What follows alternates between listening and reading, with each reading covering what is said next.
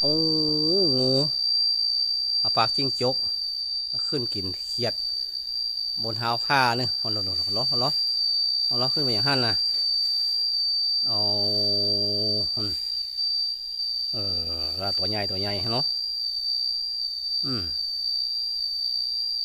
ได้กินเขียดแล้วเฮ้ยฮั่นถอยรู้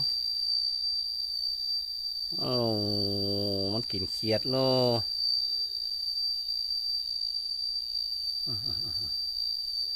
มันกินเขียดอ๋อเขาอย่ามารบกวนมันก่อนเนาะเขาจะมารบกวนมาแล้วเรามันจะกินละตัวใหญ่โอ้เป็นงูปากจิ้งจกนี่นะ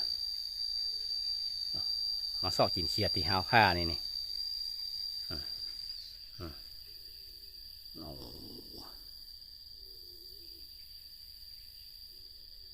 อ๋อ